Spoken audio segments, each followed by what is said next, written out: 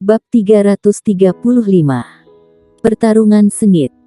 Wajah Junomu langsung berubah dingin. Sejak kapan dia begitu terprovokasi? Energi emas keluar dari tubuhnya, dan kemudian, naga emas kecil melayang keluar dari energi emas itu menuju langit. Di udara, naga energi emas menghantam warrior yang. Tiba-tiba, seberkas cahaya keemasan membawa ledakan kemarahan meledak ke arah warrior yang. Bagus. Warrior yang berteriak, membanting kaki kanannya, dan mengangkat cahaya pedang ungu ke langit, dan menyapa sinar energi emas. Bang!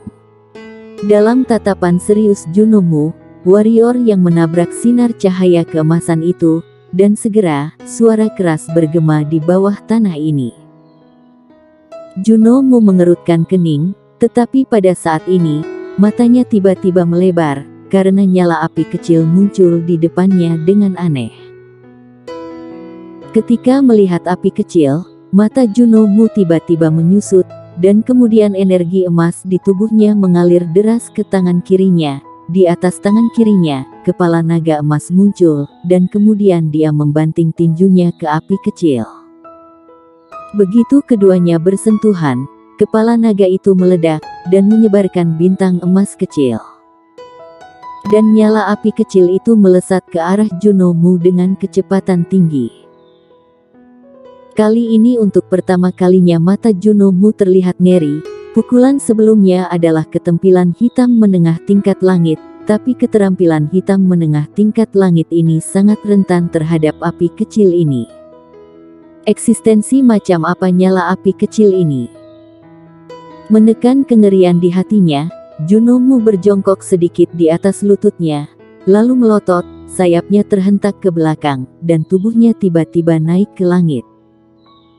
Lagi pula, dia tidak berani menangkis api kecil yang tidak diketahui asalnya ini, karena jika dia tidak sanggup menangkisnya, tidak bisa menangkisnya.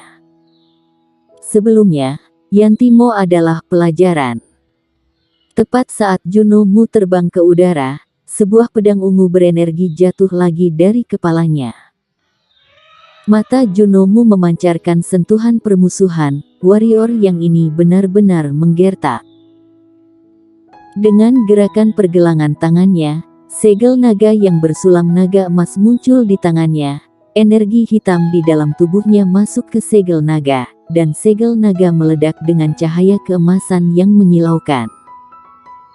Dalam sekejap mata, segel naga membesar hingga berukuran ratusan kaki, dan kemudian mendorong ke arah warrior yang. Melihat segel naga emas, keseriusan melintas di mata merah warrior yang. Karena energi yang terkandung dalam segel naga benar-benar menakutkan, seolah-olah memiliki kekuatan untuk menghancurkan dunia. Tidak berani ceroboh, warrior yang menggerakkan tangan kanannya, dan api hantu tiba-tiba muncul di telapak tangannya. Melihat segel naga besar, warrior yang menarik napas dalam-dalam, lalu memegang api hantu dan melemparkannya ke segel naga. Api hantu bangun melawan badai dan langsung berubah menjadi lautan api dan bergegas menuju segel naga. Keduanya baru saja bersentuhan. Bang! Sebuah suara keras bergema di bawah tanah ini, dan kemudian, gelombang udara yang menakutkan meledak seperti tsunami di bawah tanah ini, dan tanah di sekitarnya runtuh seketika. Melihat lautan api di bawah, warrior yang ragu-ragu, dan kemudian dengan gerakan tangan kanannya, api hantu segera terbang kembali ke tubuhnya, lalu berbalik dan menikam dengan pedang, membawa cahaya pedang ungu ke arah permukaan tanah.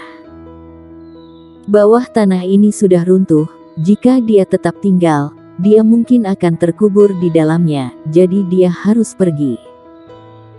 Meski ada lautan api di bawah, tapi intuisi memberitahu warrior yang bahwa Junomu tidak mati semudah itu. Tapi saat ini dia tidak bisa terlalu peduli lagi, jika lanjut bertempur, mungkin akan mati bersama.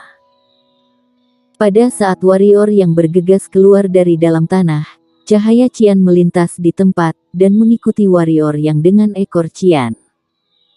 Begitu warrior yang keluar dari tanah, bawah tanah langsung runtuh. Melihat bawah tanah yang runtuh, warrior yang merasa takut untuk sementara waktu, jika dia keluar telat sedikit, dia benar-benar akan dikubur hidup-hidup. Jika dia dikubur hidup-hidup, bahkan jika dia sehebat langit pun tetap harus mati. Segera, warrior yang mengerutkan kening, karena Juno Mu belum keluar, seperti yang dia pikirkan, pihak lain tidak bisa mati dengan mudah. Apalagi pihak lain masih memiliki segel naga emas. Segel naga emas bahkan tidak bisa dihancurkan oleh api hantu. Memikirkan hal ini, warrior yang tidak bisa menahan senyum pahit. Para jenius wilayah tengah ini benar-benar terlalu kaya. Senjata hitam tingkat langit muncul tanpa henti. Kasihan dia warrior yang hingga sekarang bahkan tidak memiliki senjata hitam tingkat langit dan keterampilan hitam tingkat langit. Senjata hitam masih lumayan, meski tidak ada level langit, tapi dengan bantuan pusaran pusat energi, ada banyak yang level bumi. Tapi bagaimana dengan keterampilan hitam? Teknik pedang spiritual, jari energi pedang, ilmu menebas langit menarik pedang, ilmu pedang, di antara 4 keterampilan pedang, selain ilmu pedang yang sangat membantunya, keterampilan lain bisa dikatakan tidak berguna. Sedangkan untuk tinju penghancur naga, meski tinju penghancur naga hanya sekuat ilmu pedang, namun di medan perang kuno tempat para super jenius berkumpul, tinju penghancur naga sepertinya tidak terlalu berpengaruh.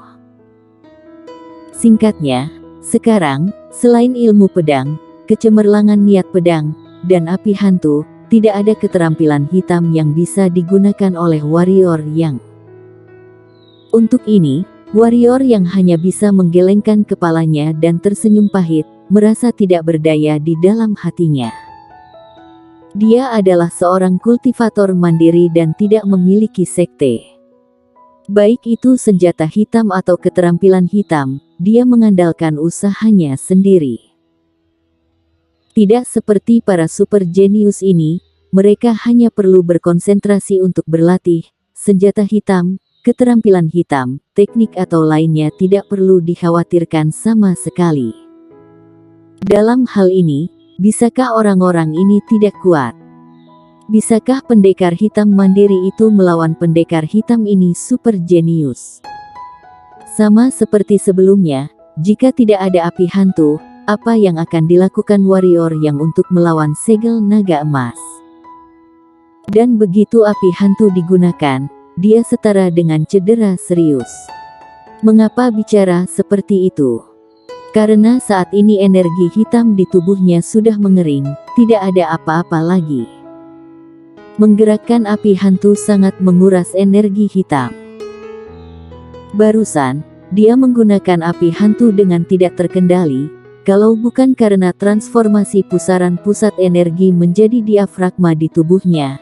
Jangankan dirinya yang masih alam pemenang, bahkan alam spiritual pun tidak bisa melakukannya. Inilah alasan mengapa dia jarang menggunakan api hantu sebelumnya, karena setiap kali dia menggunakannya, konsekuensinya sangat serius, terutama di medan perang kuno yang merupakan musuh dunia.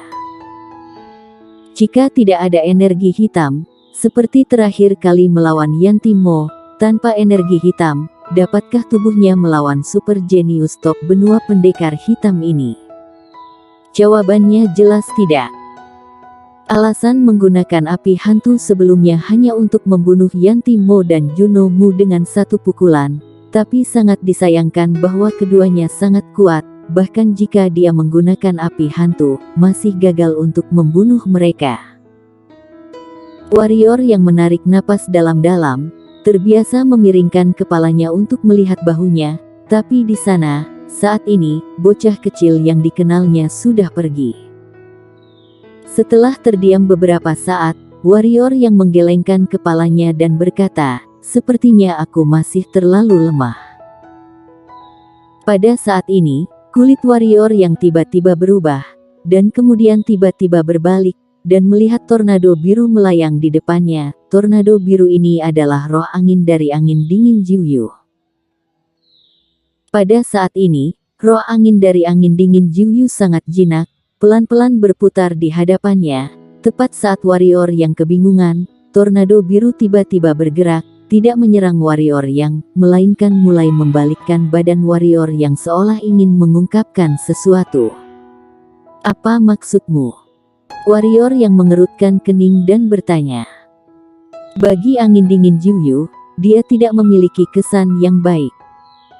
Jika bukan karena benda ini, Clara Xiao tidak akan jatuh dalam kondisi sekarang. Hidup atau matinya tidak diketahui. Bocah kecil juga tidak akan terluka parah dan tidur di kolam energi hitam. Karena itu, dia tidak akan bersikap baik. Bahkan, jika bukan karena takut pada kekuatan mengerikan dari benda kecil ini, dia juga ingin menghancurkan itu dengan pedang. Mendengar pertanyaan warrior yang, angin dingin Jiuyu langsung berhenti, dan kemudian datang ke depan warrior yang untuk sekejap. Dan kemudian, gumpalan angin perlahan meluap. Ekspresi warrior yang berubah, dan dia dengan cepat melangkah mundur, dan berkata dengan marah, "Apa yang kamu lakukan? Percaya atau tidak, aku akan menebasmu." Lelucon apa? Energi horor di angin kecil tidak lebih lemah dari kekuatan senjata bumi tingkat atas keterampilan hitam milik Partai Yuan. Apa yang sedang dilakukan angin dingin Jiuyu ini? Melihat warrior yang mundur, angin dingin Jiuyu tercengang, lalu berkelebat lagi, dan langsung menghampiri warrior yang, namun kali ini bukan melepaskan angin, melainkan mulai mengelilingi warrior yang lagi. Setelah merenung sejenak, warrior yang mungkin sedikit mengerti. Angin dingin Jiuyu ini seharusnya tertarik pada sesuatu di tubuhnya. Jika tidak, angin dingin Jiuyu ini tidak akan kembali dan menguntitinya. Warrior yang tidak memiliki pesona yang hebat. Hanya saja apa yang diminati oleh angin dingin Jiuyu. Tak lama kemudian, warrior yang memikirkan satu hal, yaitu pusaran pusat energi. Karena selain pusaran pusat energi, apalagi yang bisa menarik benda-benda spiritual langit dan bumi seperti itu ke seluruh tubuhnya. Hanya saja angin dingin Jiuyu ini sudah pernah masuk di pusaran pusat energinya sebelumnya, kan? Saat itu angin dingin Jiuyu ini masih sedikit menolak, lalu sekarang kenapa bertingkah seperti ini lagi? Apakah bukan pusaran pusat energi yang menarik angin dingin Jiuyu ini, melainkan pintu di pusaran pusat energi, atau energi ungu yang dikeluarkan oleh pintu itu? Warrior yang ragu-ragu, lalu bertanya, apakah kamu ingin masuk ke pusaran pusat energi tadi? Tornado biru tiba-tiba berputar lebih cepat. Setelah melihat ini, warrior yang mengangguk, dan kemudian berkata, bukan tidak mungkin jika kamu ingin masuk, tetapi kamu harus mendengarkanku di masa depan, oke?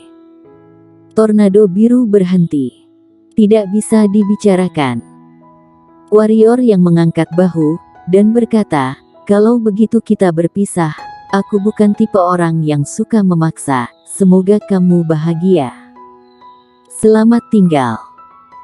Setelah mengatakan itu, warrior yang berbalik dan pergi tanpa jejak nostalgia dan keraguan-raguan, seolah-olah angin dingin Jiuyu ini hanyalah sampah.